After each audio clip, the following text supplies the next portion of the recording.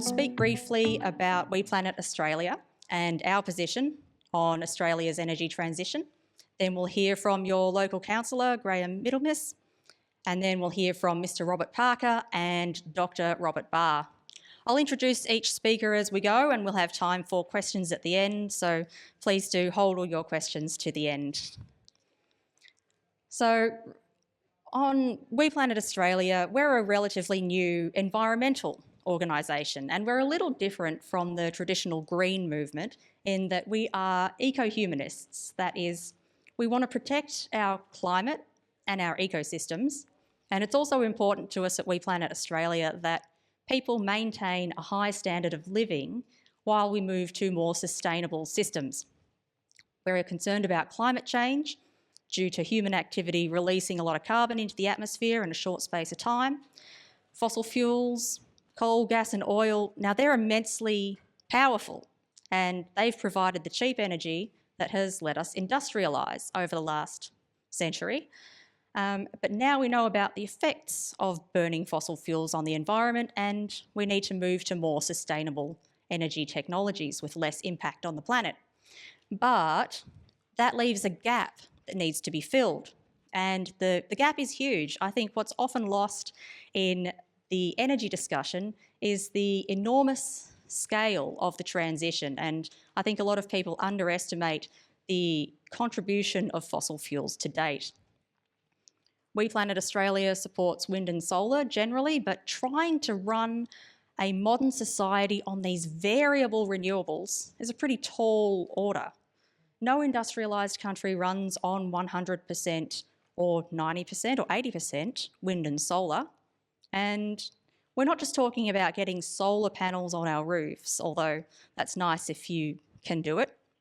But we are talking about keeping the hospitals and heavy industry, the smelters, running 24/7 reliably.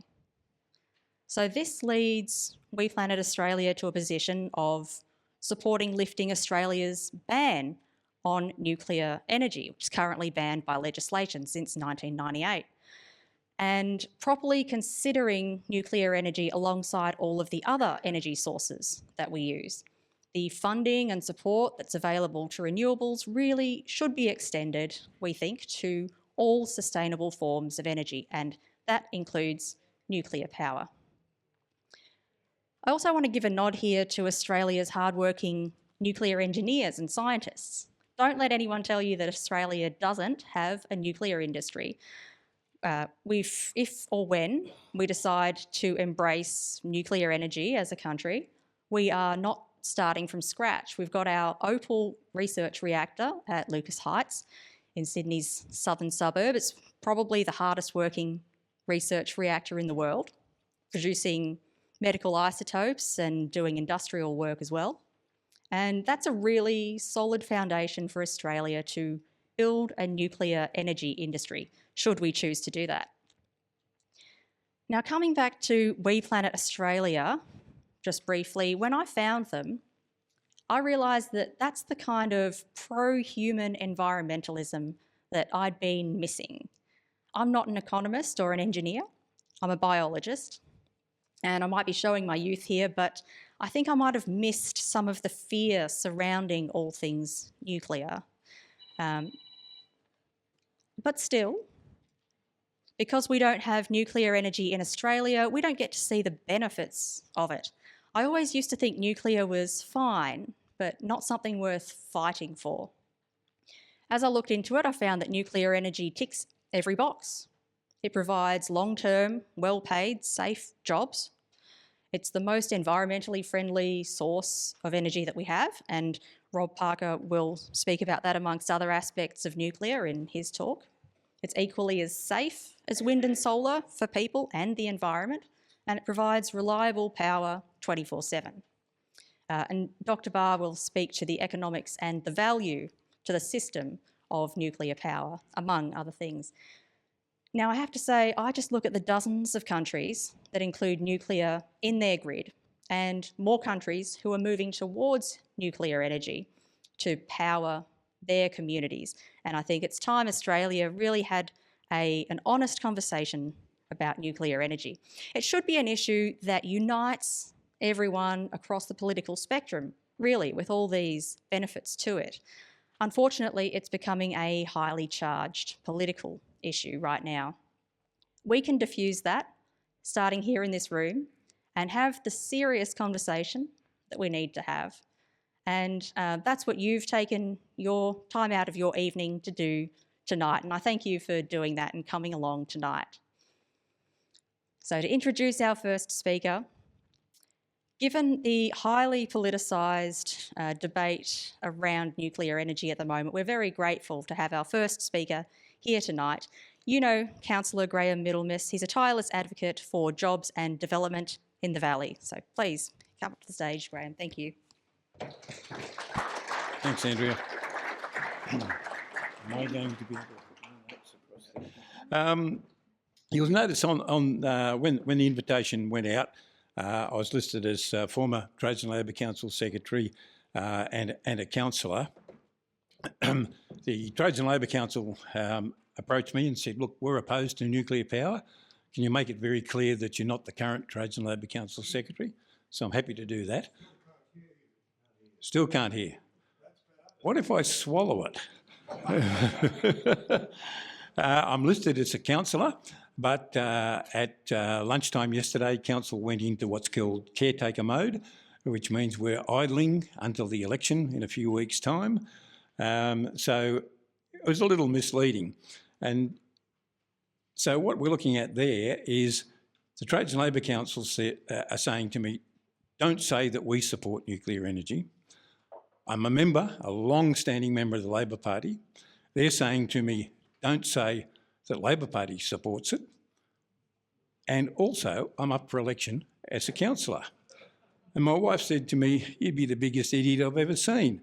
You're going to alienate 75% of the people you're talking to. So here goes, I'll cut my own throat.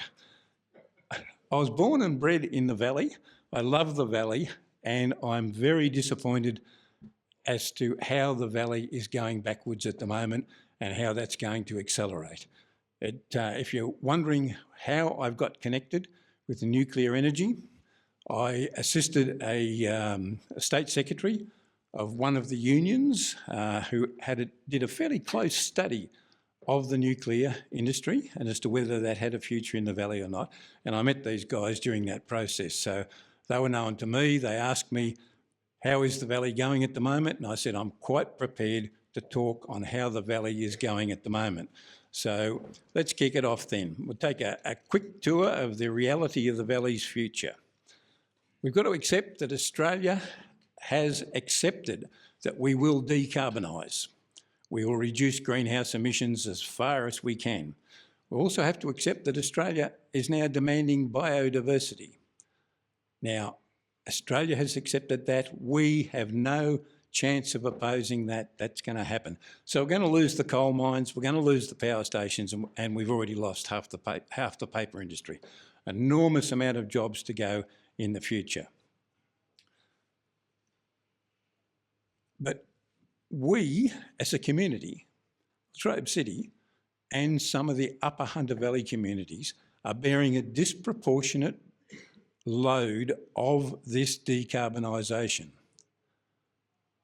Australia has accepted it. We've got to accept it. The argument's over, I think. But all the effects of it are going to fall on us here in the Latrobe Valley, Hunter, some of the North Queensland towns, that kind of stuff.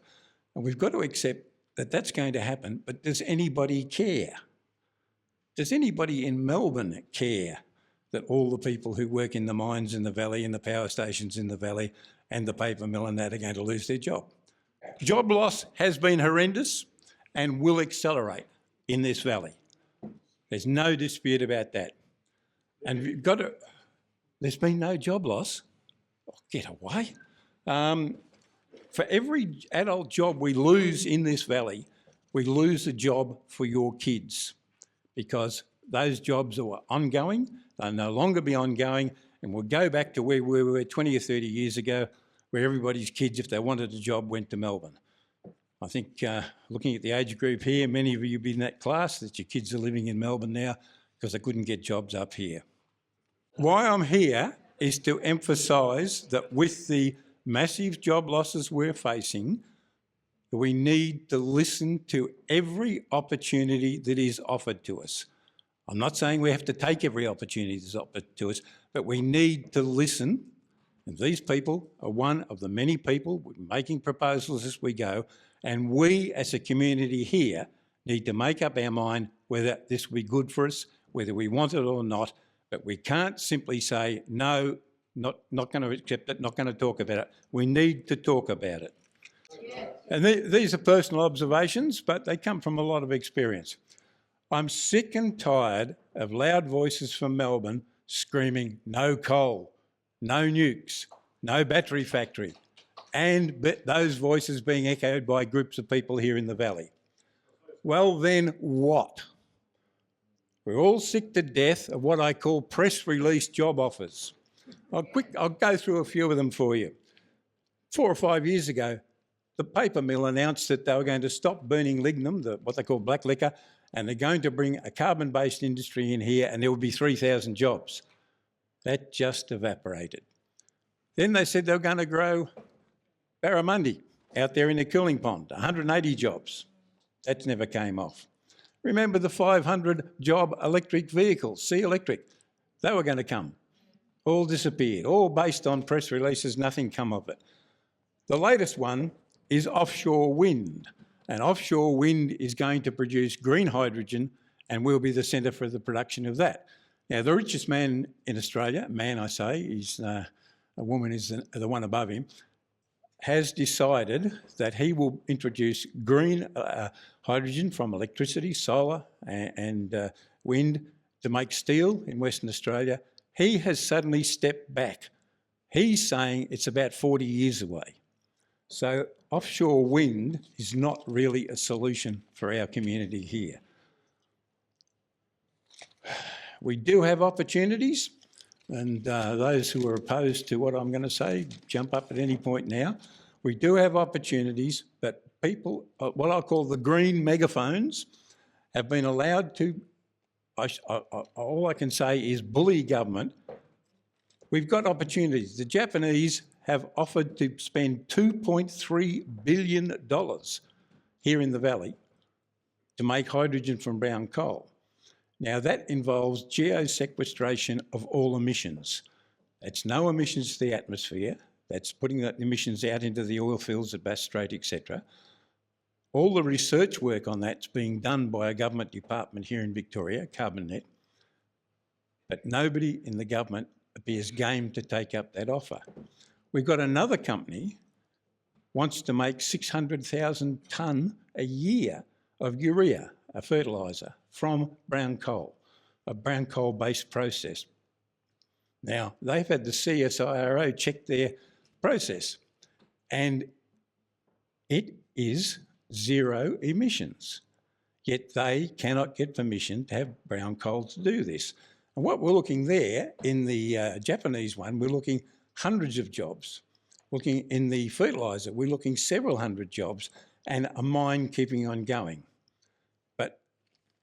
And they're all net zero emissions. But we can't get those off the ground because everybody's scared of the word coal. Now, we've accepted open cycle power stations, put out too many emissions. That's what the Australian people don't want. They're going to close. There are other alternative uses of brown coal, but that doesn't look they'll ever get off the ground. So we're not offered very much at all. In the next decade, that's up to 2035, we will have lost all the high-value jobs in the valley. The people who worked at the mill, the power stations, the mines, the people on the high money, they prop up the retail trade. There'll be a cascading effect on the retail and service trade in the valley. So we're having job loss there. Can't even read my own writings, thank God for that. Oh, yeah, I was just going to, this is humour, by the way. We did a study, council did a study, and a group of people said, look, you've got an ageing population. One of your futures for work may be as God's waiting room, nursing homes. Jam it. Okay, so Where have I gone? Where have I gone anywhere near nuclear? No, I haven't. What I've gone to is there is an overriding demand for jobs here in the next decade, and there's nothing on the horizon. Now, if you want me to reinforce that, I'll ask Andrea up now. And can you put the first slide up, please, Andrea?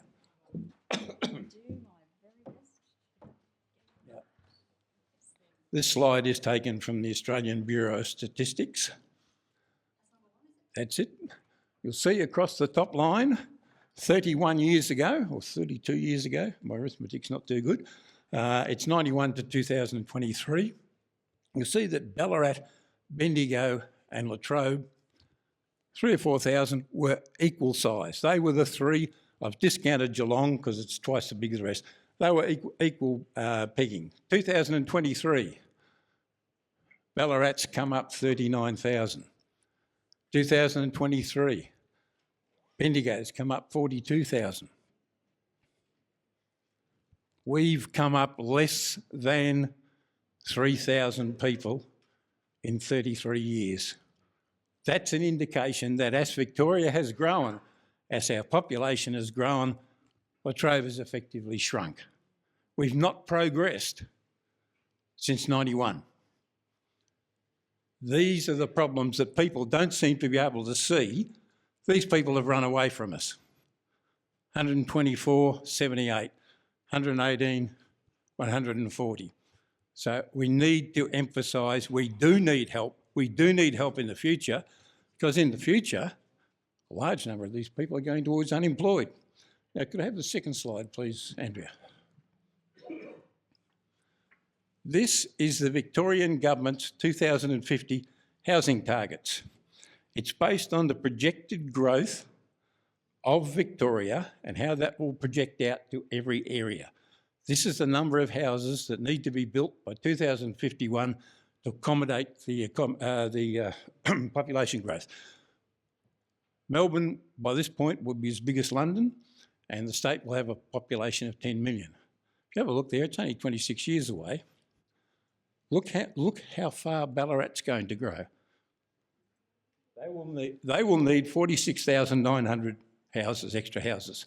Bendigo, 37,500. The government's projection, 12,300. These are the Victorian government's figures. The valley's hardly going to grow at all because there won't be any jobs. Now, the most interesting figure of all, this is Warrigal Druin. Going to grow at twice the rate as Latrobe City. There you are, folks. 25 years' time, the capital of Gippsland. We're dropping off the radar quickly. So where am I going to with this? What I'm going to is, I believe we should listen to every proposal that comes our way. I'm not saying you'll adopt every proposal that comes our way. We need to give people a fair listening, then make up our minds as a community. I'm sick to death of other people, Melbourne, etc., making up their minds for us. We need to make up our mind whether we'll accept what is on offer, what is proposed. So what I'm saying to you, I've painted the picture. I've said we're going to need a lot of jobs. What I'm saying is have a listen to these guys. I'm not advocating what they're saying for. I'm saying have a listen. They might convince you. I'm a bit, cover your ears, ladies, I'm a bit worried that it might be a Peter Dutton brain fart, but I'm not sure. But please listen to these people. Please have an open mind about proposals for our future. Thank you.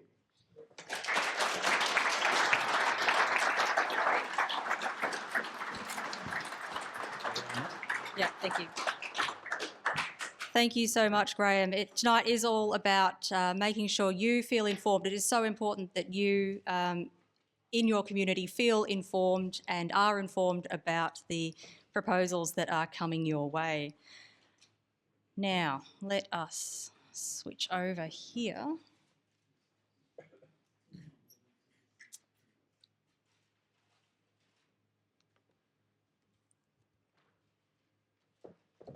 Is that it? Great. All right, thank you. Now let me introduce our second speaker for the evening.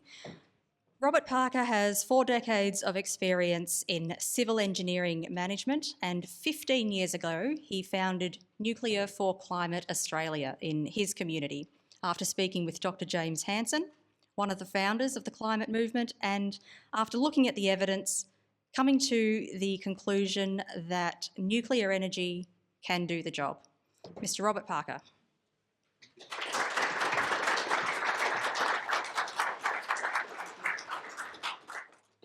Thank you for that introduction, Andrea. It's lovely to be here tonight with you in Morwell. The title of my talk tonight is Avoiding an Energy Blunder Down Under. And I'm deeply concerned, I really am worried about the course of Australia's future, economically and environmentally, and the two are intimately linked.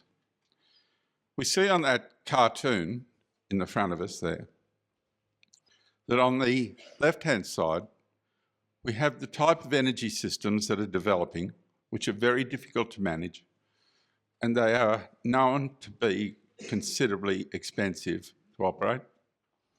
The balancing of wind and solar solely with storage is a very fraught, difficult problem, and as Andrea mentioned earlier, so far no nation on the planet has managed to achieve ultra-low emissions using only wind and solar. On the right-hand side, we have what has worked historically, not only in Australia but globally. Base load power stabilises energy systems. It provides solid communities and long-term jobs and a great economic future, but unfortunately, as Andrea mentioned, it's also associated with greenhouse gases. But the proof is there globally for just how well it does, and we see that in the nation of France every day as they produce massive amounts of ultra-low carbon energy. Today their emissions are at 17 grams carbon dioxide per kilowatt hour, and across the border in Germany they're sitting on 550. Okay, it's a problem. So therefore, I assert we need to be looking at nuclear. All right, so in tonight's talk, we're going to look at the restatement of the big issues. We're going to have a brief outline of the nuclear fuel cycle. We'll talk about the sustainability of nuclear, particularly compared to 100% renewables. We'll then look at the nuclear options for Australia and their delivery, and then pass on to some conclusions. This is a restatement of the big issue. What we have at present, and this chart was given to me by James Hansen last year, is the growth in the world's temperature since 2020, roughly, since 1920. And that is plotted by the Goddard Institute for Space Science at NASA. And what we see is this inexorable rise in the global temperatures, and the yellow trace up the top is the projected increase. But what we saw in the last El Nino event was that it actually topped out further than where we assumed we were going to be projecting. So that indicates the dire situation we're in terms of increasing our emissions, reducing our emissions. So I'll touch briefly on the nuclear fuel cycle, as that's the topic for tonight. And what we find is that uranium, which is the heart of the nuclear fuel cycle, starts off as a rock, and it's got a yellow mineral in it, and that's either crushed or we use extractive processes to actually produce yellow cake.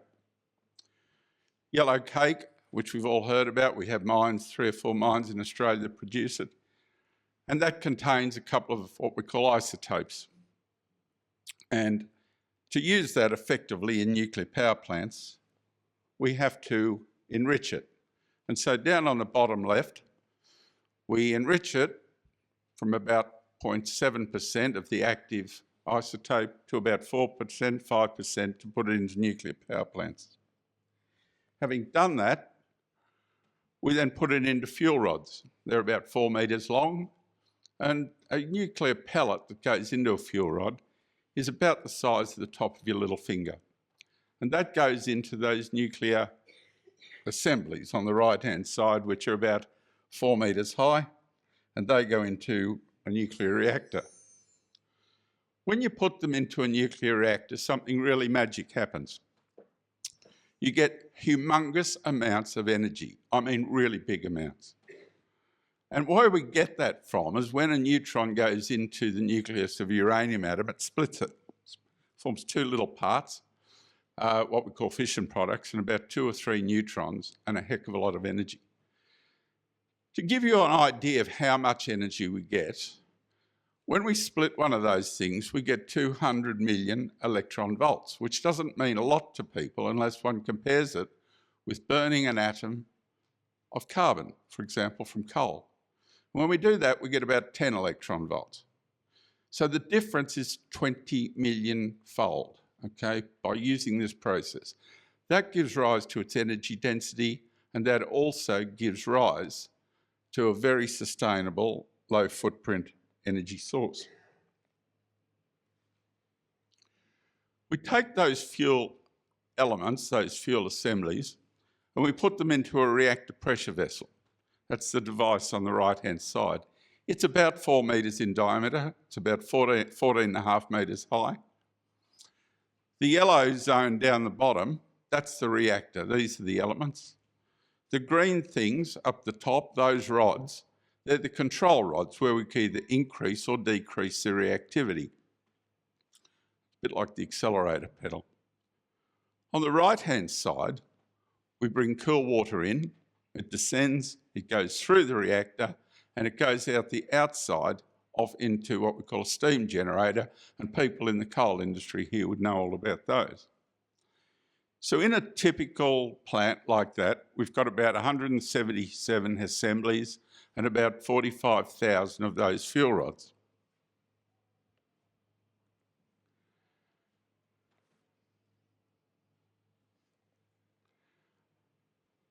We take that reactor pressure vessel, and in this image, we see the overall line diagram, if you like, for a nuclear power plant. On the left-hand side, in red, that's the reactor pressure vessel. Weighs in about 400 or 500 tonnes, and it's producing the hot water that goes into the steam generator on the right-hand side. So that yellow circuit, it gives up its heat, and it comes back down into the bottom of the reactor pressure vessel. So that's what we call our primary circuit. From the steam generator, it goes off into a turbine to make electricity before descending back down through a condenser where it condenses from steam phase back to water so that it can go back into the bottom of the steam generator. That's the second cycle, and that's not an irradiated cycle at all. The final circuit is the one that we see down the bottom, and again, the coal industry would be very familiar with this. That's the tertiary circuit, where we bring water in from the environment, from a lake or a river, or the sea, and that's where we dispose of the surplus heat that we can't put into our electricity manufacture. I'm going to now go into issues on the safety and sustainability of nuclear, because this is where things will probably not meet your expectations. The next few slides I'm showing come from the United Nations Economic Commission for Europe, where they did a report on the life cycle analysis of all energy generation systems. Now you can find this report, I've got the reference down there, and at the end of this, if anyone wants this slide deck, I can certainly send it to you. On the left-hand side, we see, unsurprisingly, that coal and gas are associated with high emissions. Coal, for example, is up around 1,200 grams down to 800. Gas is in the range of 600 down to 400, depending on what cycle you use. On the right-hand side, we see that renewables, wind and solar, also have embodied emissions because this is a life cycle analysis. And so typically, arising from things like the diesel that goes into the manufacture or the coal that goes into the manufacture, or all those work units, we see that, for example, in Australia, wind has got an inbuilt emissions intensity of about 12 grams and solar is up around 32. Under the life cycle analysis, we see in this image that the lowest emitting energy source of the lot, which gets it out of that high energy density, is nuclear, which is sitting on about 5 or 6 grams of carbon dioxide. When we translate that data into an energy model, and my colleague Dr. Robert Barr will speak later about these columns, but for the purpose of this, my dissertation here, I'm talking about that dotted red line.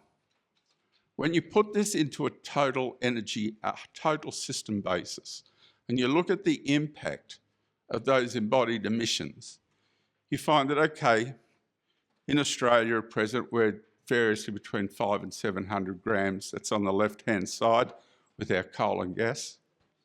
If we went to a 100% renewable system, okay, with no gas backup whatever, our inbuilt emissions, embodied emissions, would be about 127 grams. If we go to CSIRO's or AEMO's gen cost step change, we get to about 107. And if we go to a full nuclear cycle with renewables, solar, particularly in the middle of the day, is a great backup, we get down to about 27 grams, so it's about a quarter. So the guts is, from our analysis and using that United Nations data, it is impossible to fully decarbonise with wind and solar. The embodied emissions basically make that impossible, and it's brought about principally by the massive levels of redundancy that are in those systems. The next slide here, again, comes from this same United Nations Economic Commission for Europe document. People have been led to believe for a long time that nuclear causes cancer, okay? It's been around, it's an old shibboleth that's been kicking around for a long time. So what the United Nations did is they looked at, well, okay, does it?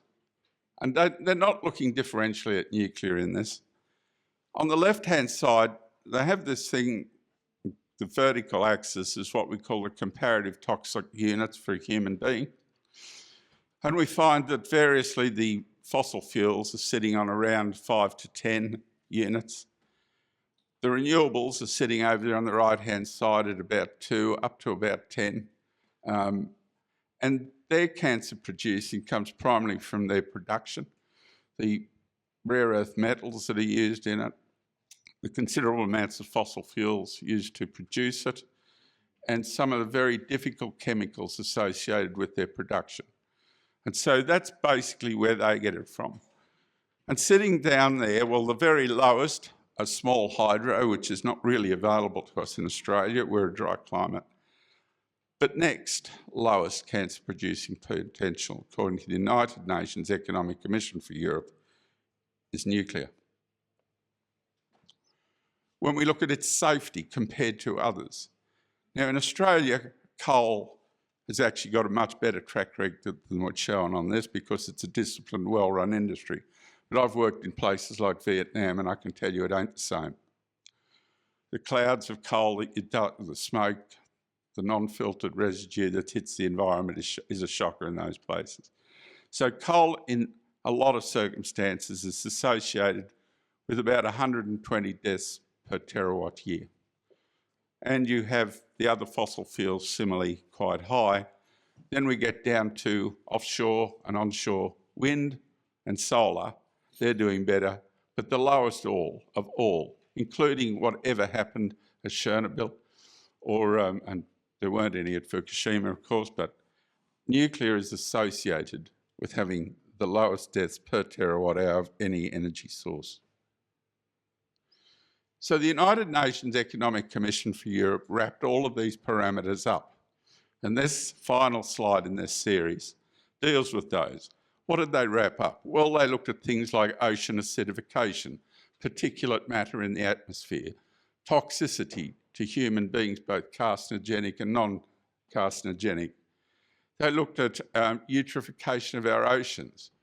And they looked at emission, climate change potential. They looked at a whole host. Land use was another one. They put them all together and weighted them and found that, yes, the fossil fuels were pretty darn high on that weighted average. Over to the right, you get a great drop down with the renewables. They're doing a lot better than the fossil fuels.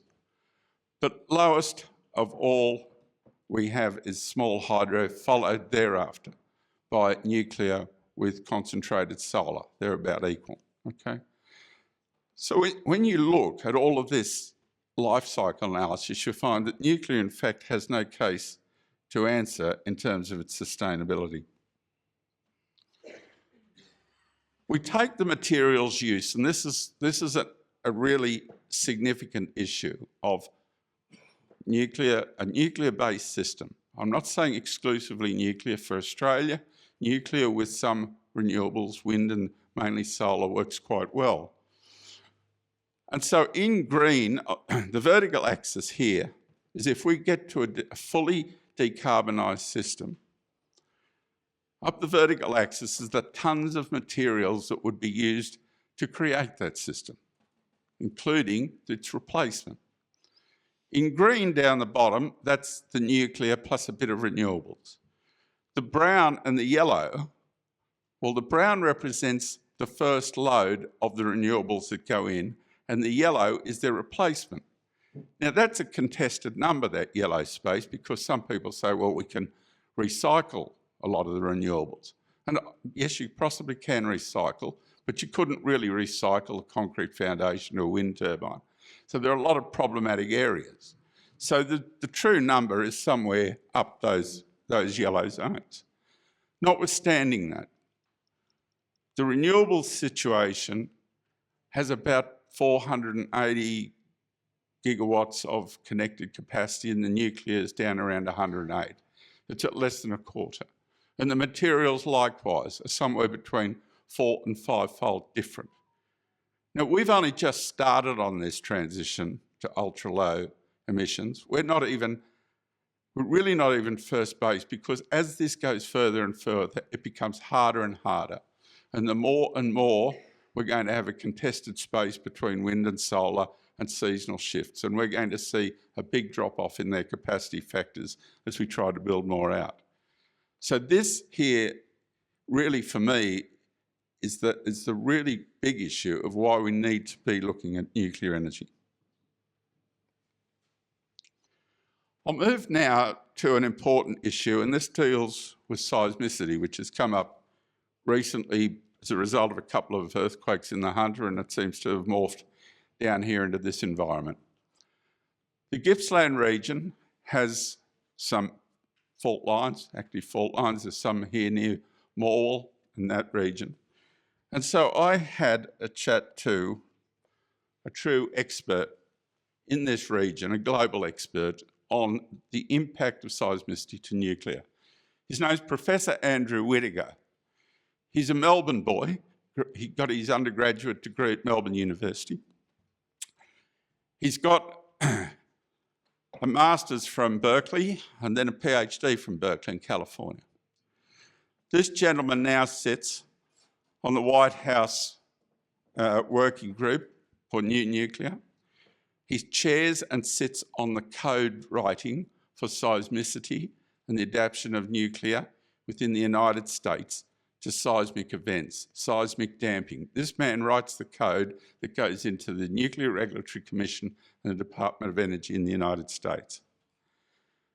And so I'm just going to read precisely what he says, and pardon me because I really do have bad eyesight. So I'm going to dive down here for a minute so I can actually read this. I suffer from a thing called glaucoma, which is not a lot of fun. So what Andrew Whittaker has said... Excuse me. Yes? Could you move to the right? Yeah, I will try to as far as I can by seeing it as well. Thank you. Actually, I might get someone else to read it, because if we're going to do that, it'd help me, Andrew, if you could read from here down, because I say I'm a bit challenged on the eyes. So if you could read that bit for me, please. Yep. I'll grab this one because that's recording. Thanks. So that's I didn't bring my glasses. Seismicity in Australia is similar to that in central and eastern United States, far from plate boundaries in central and eastern United States.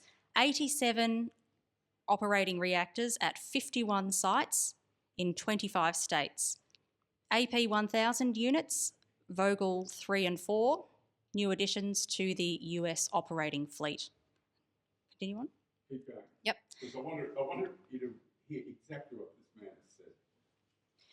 Standard US and international practice. Probabilistic seismic hazard assessment to determine earthquake shaking used for design. Geotechnical investigations to characterise site conditions and support. Trenching across faults to characterise history. If AP 1000 in the Latrobe Valley, ground shaking with return period of 50,000 years used for design, no damage accepted. Contrast with other infrastructure, RP, return period of 500 years and significant damage accepted. Latrobe Valley poses no siting problem for AP 1000 and advanced reactors. Earthquakes, floods, bushfires, extreme winds. Expectation is for safe construction and operation of nuclear power plants, even under very rare extreme natural hazards, identical to operating plants in the US. Thank you for that, Andrea. Because I think it's important to get Professor Whittaker's words quite clearly. There is no issue in Gippsland with building nuclear power plants in terms of seismicity. There is no issue in the Hunter with respect to it. So I thought I'd put that on the table. We'll now look briefly at our nuclear possibilities for Australia. This fleet of 4 reactors was recently built over about an 11-year period in the United Arab Emirates. They love them so much they're going back for another 4. And these are the type of plant, a pressurised water reactor, that we could have in the Latrobe. Or we could be building these. These are the Westinghouse AP 1000 that Professor Whittaker mentioned in that note that he sent us. There are 2 of these built in the United States. There's about 14. There's 4 currently commissioned in China and about another 10 underway. 3 have been contracted to be built in Poland and another 2 in Central Europe. So that would be an ideal type of plant for us to consider for the Latrobe. Or we could look at these types of plants, possibly not suited to the Latrobe. These are small nuclear power plants of 300 megawatts. Because you've certainly got the population, you've got the grid connection, it'd be a shame to waste it. But in more regional parts of Australia, we could be looking at these sorts of things. 4 of these are being built on Lake Ontario at the Darlington Nuclear Power Plant and in Canada. And the first of them is due to be commissioned in 2029. They're currently doing the foundation construction as we speak. They're what they call a passively cooled reactor, so the type of issue that occurred at Fukushima could not occur with this. They have a large body of water sitting above the reactor. They have a system whereby if you got a heat excursion in one of these things, the reactor would shut itself down without any human intervention, and it would then go into a cycling motion, driving its heat up into that pond, and the cooling cycle would work in the thermosiphoning between that pond and the reactor itself and keep the reactor cooled down for about a 7-day period until further intervention took place. This is a cross-section through it. 2/3, the reactor sits in that cylinder in the middle. 2/3 of it is below ground level. On the left-hand side, that's the above-ground turbine hall, and on the right-hand side is the admin block. Some people are a little wary about how close you can build nuclear to population centres. So I had a good look at a lot of them. Here is one typical one. This is Pickering in Canada. And here you've got population groups here, from memory. They're about 4 kilometres, 1 kilometre, and about 1.9 kilometres. So populations are built quite close to these. Now, I want to describe to you these zones around nuclear plants, because this is where a bit of confusion seems to set in. We have what we call an exclusion zone, where people do not live, okay? That's the real estate footprint. It's where the fence is, okay? It has nothing really to do with a danger zone or that kind of control. It's more a real estate issue than anything. And it's where the reactor owner has total control over what happens within that zone. Outside of that, we have a thing called a low population zone, typically under the Nuclear Regulatory Commission in the United States. That's a zone where you can have 500 people per square mile, which translates roughly into Australian terms, 200 people per square kilometre, okay? And it's within that emergency planning zone that people live, but what you have in place is the emergency services notifications on what to do if something happens. And so the population becomes notified that in the unlikely event anything should ever happen, do they leave the area? Do they remain in place? Or do they do nothing? And so there are different plans depending on the distance from the zone. So there's the emergency planning zone, the complete exclusion zone, and then, as I've mentioned, the low population zone. So we need to get that clear. So definitely populations are built in quite close proximity to nuclear power plants. We'll talk now about the delivery of a nuclear fleet to Australia. Now, we've seen the coalition have come out with a policy of about 7 sites. There's 2 in Queensland, 2 in New South Wales, 1 Victoria, 1 South Australia and 1 in Western Australia. At present, to the best of my knowledge, it's not a particularly aggressive policy. As any political body would have to do, it has to balance the position with the entire electorate, and it's a fraught system for politicians involved. I, on the other hand, have the luxury of trying to look at a bit of engineering perfection.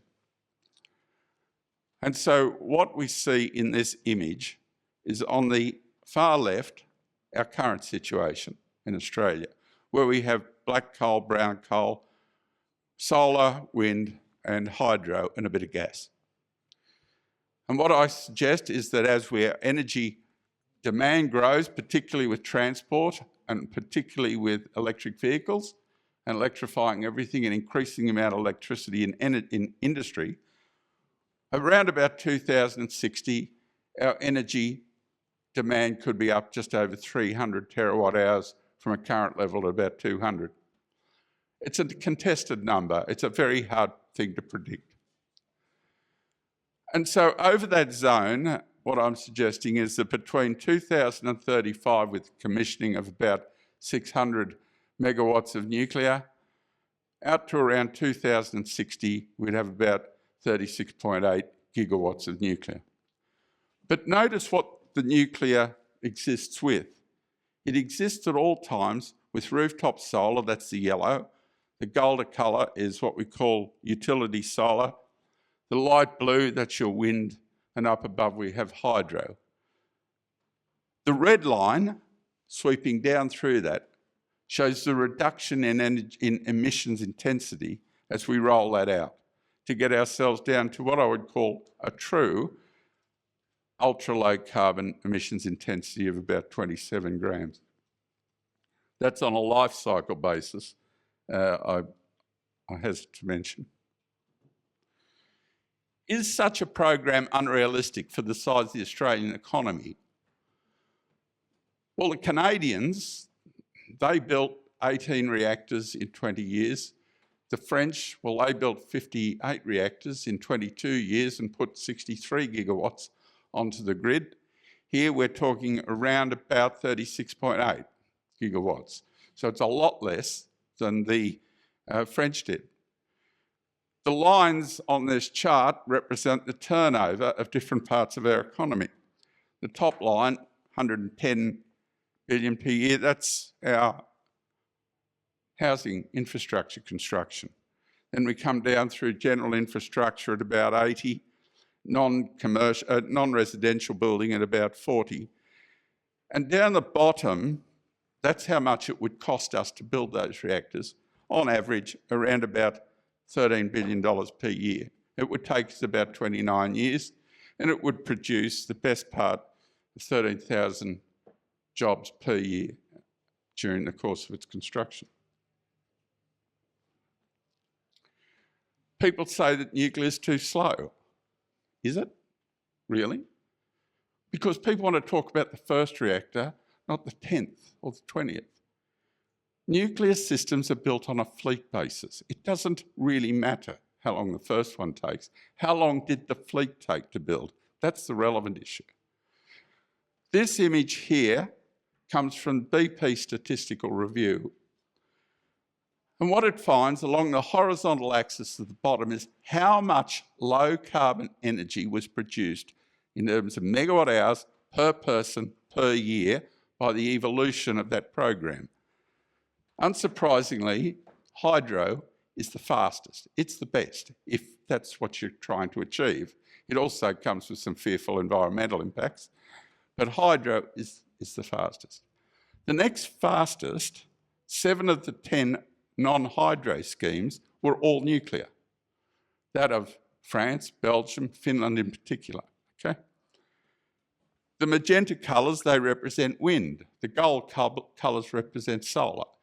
So we can see, therefore, that the track record of nuclear to achieve it is proven if you have the national will to do it.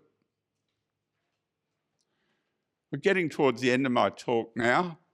If we look at how Victoria would figure in such a formula, it would probably require, its contribution would be about 22% of that. It's up around 8 or 9 gigawatts. And in the Latrobe, we could definitely fit probably 4 of those AP1000 reactors that we talked about. It would equal roughly the current cooling demands of the cooling demand if Hazelwood also existed. So it would exist, of the pre-existing coal plant, it would equal about that amount of cooling demand. Seismicity is not an issue. You certainly have the ports to bring the gear in, and you certainly have the people that desperately need the work. And remember, this is a project for a century, not a project for 25 years. So in conclusion, AEMO's step change scenarios and 100% renewables can't be built in a reasonable time frame, nor do they actually have ultra-low emissions. Nuclear energy is central to our future as a low-emitting system, and it is our most sustainable and fastest way of achieving it. We must learn from and collaborate with nations such as Canada, in particular Canada, the United Kingdom, our friends in South Korea, a great trading partner, and the UK, on what we can do. And Australians can build this system. We could be building 80% of the gear in these reactors in Australia. But most importantly, we need to get rid of the anti-nuclear legislation. So I'll leave it there and pass over to the MC. Thank you, Andrea.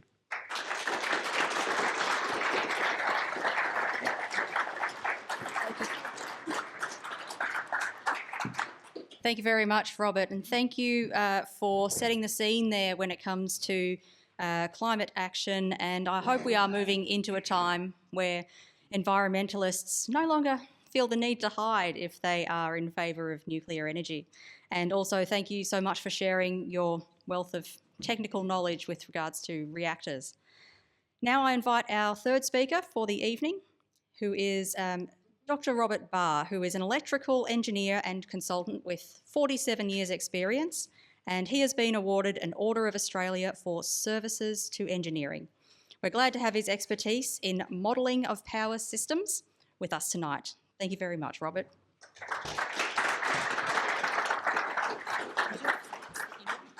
Your slides continue on. Yes, yes. Thank you very much for that introduction. I'm an electrical engineer. I've got a lot of experience, and my whole career has been set about providing low-cost, reliable electricity to customers, mainly in New South Wales, but I've worked all around Australia and overseas as well.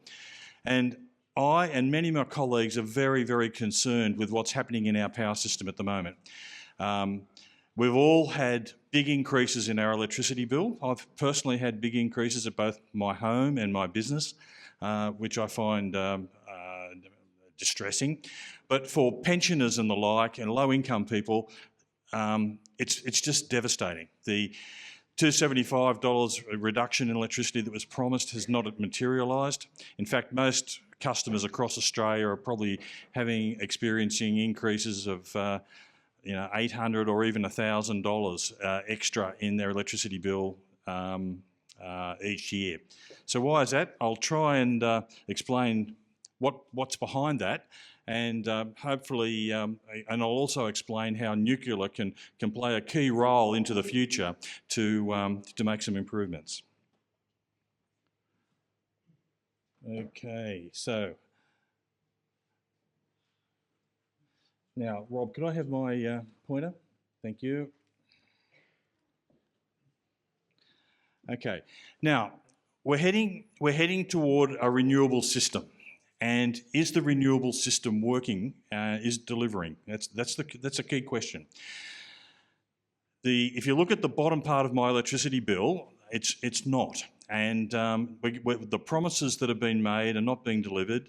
And as I do some modelling, I do a lot of modelling and look at how these systems, if I could make a renewable system work and work well and efficiently, I'd be all for it. But I can't. And when I look at the AEMO Integrated System Plan, which is basically the government's plan at the moment, they have a renewable system that looks something like this. Now, just let me explain a few numbers on this. This is progressing from 2009 through to about 2050 over here on the right.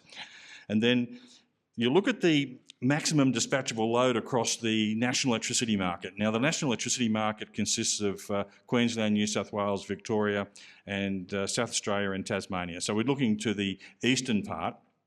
And so the maximum demand now and into the future is going to be around that 40, maybe to 50 gigawatt range. Just keep that number in mind. Now, the way this plan develops, because renewables are so dispersed and intermittent, we end up with a very, very large amount of renewables in our system to make it work. And if we look at the integrated system plan back in toward that 2050 range, 86 gigawatts of power. Now, just remember that that's almost double the maximum demand of the existing system, will be in rooftop solar PV. Can you get your head around that? Twice the demand of the existing system, they're planning to have rooftop solar PV. Now, that's an enormous amount. Now, they're going to have something in the order of 60 gigawatts here for utility solar. That's solar that's connected on the grid that will be in paddocks and connected to the transmission system. We've got wind. We've got wind down here. Now, the other part that makes this system very expensive is behind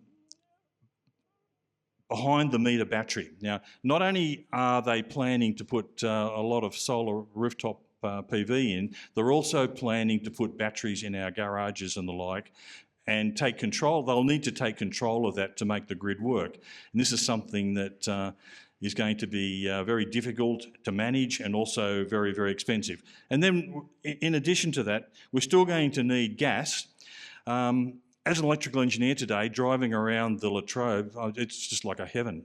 Power stations, transmission lines. I saw a lot of open cycle gas plants as well. And so those open cycle gas plants are going to be around for a long time under this scheme. And a lot of the issues will become around how much they get used because of the emission aspects of that. So this is what we're heading for if we keep going down the path that we're going down. Now, let's have a look at some of the cost implications of this. If I must apologise that I've got a map here of Sydney and New South Wales rather than Victoria, but there'll be a lot of similarities. Now, what happens in New South Wales is Sydney is the load centre. That's where most of the electrical load exists. And we've got our power stations up in the Hunter Valley that we've got very high capacity, 330 kV and 500 kV down into this area of Sydney. And then we've got places like Dubbo, which is a rural area out in the bush. We've got a fairly lightweight connection out there. We've got connections down to Canberra, and we've got connections down to the snowy mountains down here. So that's what our system looks like at the moment. Now, if this could be Melbourne, and this is fundamentally the same as the Latrobe Valley, because today I was very impressed to see those dual 500 kV lines. They are going to end up being one of the most important assets for the Latrobe Valley. That high power connection into Melbourne is going to create a lot of development and jobs in this area into the future. Now, as we build this system, this renewable system, what happens is that the coal plants get shut down, so there's no coal generation up here, in my case here in the Hunter Valley, and we build a renewable energy zone out here at Dubbo. There's a Central West renewable energy zone, and in Victoria you've got I think 5 or 6 renewable energy zones, and Latrobe is one of those. Now, what has to happen then is that we've still got the same load in Sydney, but we have to have enough transmission capacity to supply load at peak times when it's the middle of the day and there's a lot of solar output. We've got to get that capacity into Sydney to supply the Sydney load. Because of the intermittency, not only do we have to have the capacity to supply load into Sydney, we've got to get a lot of it into storage, because we've got to bring that energy back at night time when that power is no longer available. So we need to build some high capacity lines down here to Snowy 2.0, where that's being built. And then we need capacity from Snowy 2.0 to come back to Canberra and to Sydney in the night time when there's no more renewable energy power available up here in Dubbo. So what I'm illustrating here is that variable renewable power may be cheap to generate in its own right locally at the terminals of the power station itself, but we start to need vast amounts of infrastructure to move it around. So when you compare this system, this is what I call a compact system, and this is what we're heading for with 100% renewables. And we're getting a lot of pushback from farmers and participants who don't want these lines built on their properties and don't want the wind and solar farms built in these renewable energy zones. So you can see that there are significant cost and operational aspects involved with where we go with these renewable energy zones. Now, this is also a graph showing a highly developed renewable energy system, and this is what I call summer abundant wind solar day. So what I've got here is 1, 2, 3, 4, 5 days of generation. And the black line here represents the load in the national electricity market. This is not just Victoria or New South Wales, this is the whole NEM. And it drifts on like this. So that's the objective of the power system, is to supply that load reliably and at low cost. So what happens in summer is that with all our solar systems in place, this is both rooftop and grid connected, we end up with we have enough power in the middle of the day to supply all the load on a good day, And then we end up with this brown area at the top. Now, can anyone think of what that brown area might be? It's spillage. It's surplus power that can't be used because we either don't have the capacity to move it around or we don't have a load available to consume it. So we end up with a system here that runs through. We've got, and the next day we've got and the next evening we've got wind going, so that's good. And then the following day we've got we've got all our storage is full, but because the wind is low, you can see that green area there dropping for those particular days. This is a particularly common thing, but we've got enough storage in our system to run through. We've got pump storage and battery storage, so we get through that system for that particular 5 days okay. But so that's what I call summer abundant. That's when things are going well. When things aren't going so well, things are different. And this is a particularly bad week in winter with my modelling. And with a power system, you don't just have to work, it just doesn't have to work on a good day or an average day, it's got to work on the worst day. That's the criteria that us engineers set ourselves. And so what we end up here is, this is a period where we have a little bit of a problem. We've got our rooftop solar and our grid connected solar. We've got all this power going into storage. Notice this peak up here. We've got to have the transmission capacity to move loads around that are twice as big as the loads that we're supplying at this particular time. And then we draw it back and we get through that particular day. So we've got through day one. Then we come to day two, we've exhausted a lot of our reserves, so we have to fill up our storage again, and we've got to use our transmission system. And then we start to use the pump storage and the batteries, we get through there. And then we get caught out here. See that little red area there? That's unsupplied load. The system has just run out of energy to supply the customers, and in that situation we would have to load shed. That either would be unplanned, or maybe we do a deal with a big manufacturer of some sort that they would have to voluntarily cut their load back, something that we probably don't really want to do. But then when we get to the third day, because we've got to this point here, all the storage energy is expended. There's nothing left. We charge up as much as we can. We're in the middle of winter. The days are short. When the wind capacity is down, you know, we're getting all the worst case things coming together, and then we get through to just past midnight, and then the wheels fall off the system. This system here is unsupplied load, very large amounts of unsupplied load, and again the following day. So how do we manage a system like this? We can scale up the resources. We build more wind, more solar, more transmission. But we need to spend a lot more capital to supply the same amount of load. And what you find is the costs just keep going up and up and up. Now, I want to talk a little bit about rooftop solar. I remember the 86 gigawatts of rooftop solar that I showed. When I do the sums on that, this is like a house. This is a house up in the Illawarra area with all these particular panels, and these panels are normally about 300 watt each. So 1, 2, 3, 4, 5, 6, 7 threes, 20, about 2.5 kilowatts. That's a house with about 2.5 or maybe 3 kilowatts of solar PV on its roof. Not a particularly big house, but you only want to put these panels on the north-facing parts of the roof, and so this system here is very fine. Now, when I go through to 2050 and I look at the plans being put forward by AEMO, they are so large that the average house has to have 12 kilowatts of solar PV. How could you possibly get 12 kilowatts of solar PV on that roof? That roof just isn't big enough.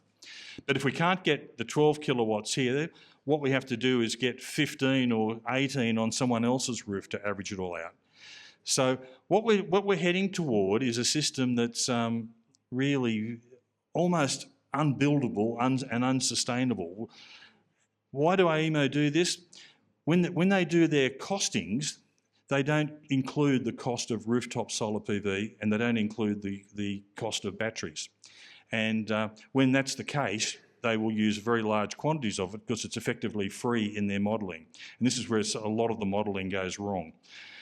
Now, not only is it the rooftop solar that we require large investments, when I go back into the network, and this is my bread and butter, this is where I've spent most of my career, distribution networks, and you would, around the Latrobe, you'd see these all the place.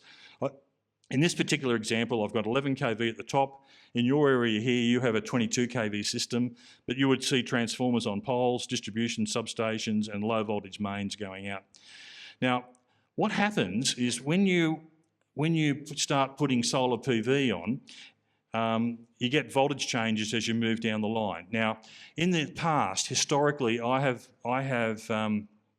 designed these systems, and we designed them typically on 3 kVA or 5 kVA, 5 kilowatts, after diversity maximum demand for each customer along the road, and you end up with a voltage profile that goes like this. And you must design the system so that the voltage drop at the end is not too high that it's going to cause disruption to appliances and equipment in your particular house. So that's how the system's been designed for the last 50 years for my whole career. Now, when we start putting a lot of rooftop solar PV on, things change, because in the middle of the day, the houses are no longer, and the businesses are no longer drawing power down, causing voltage drop. They're pushing power into the system, and in this localised area, probably within about 300 metres of this substation here, we get this voltage rise effect. And that voltage rise effect at 2 kVA is probably manageable with the system that we have. But when we start pushing past 3 kilowatts and 4 kilowatts and 5 kilowatts, it becomes unmanageable. And at 12 kilowatts, it's absolutely impossible. And at the levels that are being put forward in the AEMO integrated system plan, in my view, this low voltage network has to be effectively completely rebuilt. It's got to have a capacity about 3 or 4 times of what's there at the moment. This is not just patch it up, this is knock it down and completely rebuild it. And people are being scared by the cost of transmission, and rightly so, particularly with the 500 kV that's being built down into Snowy 2.0, Hume Link, and all the other and similar ones here in Victoria. Those costs will pale into insignificance when you start augmenting the low voltage system across Eastern Australia, because the real money in the system the real value is in the bottom end. People don't realise this. Generation's about 30%, transmission's about 10%, and most of the balance of that value in the network is down here at the low voltage and medium voltage part of the system that really needs to be looked after, and it will be devastated by so in my modelling picks up this cost. If we go down this path, those costs will have to be met. So let's have a little look at what a nuclear system might look like.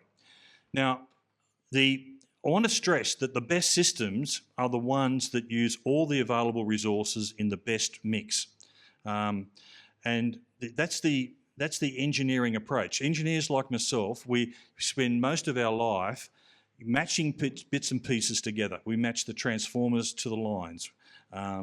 We match generation type A with generation type B to produce the best net outcome overall. Now, this is a very high penetration nuclear plant, and this is something that we could aim for, not just in 2050, but this is something we could aim for up into 2060. So what we have here is a very large amount of nuclear. So these would be a mixture of 1 gigawatt plants and 300 megawatt plants, up to sort of levels that are getting toward just above the base of the trough that we get each day as the load goes up and down in the NEM. And then it's best to then shut it off. And this is where the renewables can be used effectively. Then you're left with these spikes in the middle of the day that come up and down that have to be supplied. Now, what energy generator is good at producing power in the middle of the day? Solar. And that's why we put solar into this system, because solar is the one that can give us the right mix and becomes the most economic driver to supply that power in the middle of the day. With a system like this, we have a little bit of spillage, we've got our storage, and we produce from all our modelling, something like this works exceptionally well. And it's something that I would like us in Australia to move toward. So let's have a look at what the costs might be. Now, there's a couple of costs that we need to consider. And these costs are in cents per kilowatt hour. So this is the sort of money that we're paying on our electricity bill. This is not in billions of dollars. This is not billions of dollars capital cost. This is the end use. This is the getting that kilowatt hour to the customer at the very end. Now, if we look at the current NEM, these figures were back from 2022. They're a little bit old, but you can see the cost for generation up here. It's up to about 12 cents a kilowatt hour. And then when you go to through this yellow part up to the top here to about 17 cents, that's the cost to get it to a high voltage customer. I noticed someone earlier on spoke about you've got a paper mill in the valley. That's the kind of cost that I'm referring to here. It's the cost to a customer that uses a very large amount of energy. In my area, I would talk about Sydney Trains. I would talk about BlueScope Steel in Wollongong. And you would talk about your paper mill here in the Latrobe Valley, and probably your Melbourne Metro trains would be paying this sort of money for their for electricity. And then we go up higher, because we've got to get past the 33 kV level downwards to, in your case, 22 kV, and then you've got to get down to low voltage to your house and my house. And that's where we get to this 30 cents a kilowatt hour. So that becomes like a reference of where this would be. Now, Rob also showed a system that was 100% renewable, which is very, very hard to build and needs massive resources to cover those 1 or 2 days, not just a year, 1 or 2 days per decade that you need to get the system to ride through. And it had costs up here in the $1 a kilowatt hour range. But if we just look at the step change scenario with its modest amount of gas inside it that Latrobe Valley could provide, we are up to delivered cost to houses here at 60 cents, double what a conventional coal-fired power system would cost, and the high voltage cost for large industrial customers up here at the 32 cents. So this is what worries me, is that as we progress forward, costs to customers in the Latrobe Valley and in my area at Kiama in the south coast of New South Wales and the people of Queensland, these costs are just going to keep ratcheting up. And that's what we're seeing with our bills. That's what we've seen in the last couple of years. We've seen costs go up and up and up. Then, if you look at the AEMO plan, the progressive plan of 2050, which is not quite as aggressive, we've got costs here at 51 cents. But when we start to introduce nuclear into the system, we get down to what, 35 cents. And if we go very heavily into nuclear, we think we can get down to 31 cents. Still at the same order of what we've had in the past. So it's not a panacea to get low cost electricity, but what nuclear can do is maintain, stop those big increases that are occurring in the system.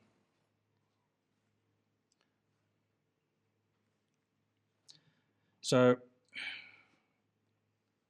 that's all from me, and I'll now hand back to our chairman for our Q&A. Thank you.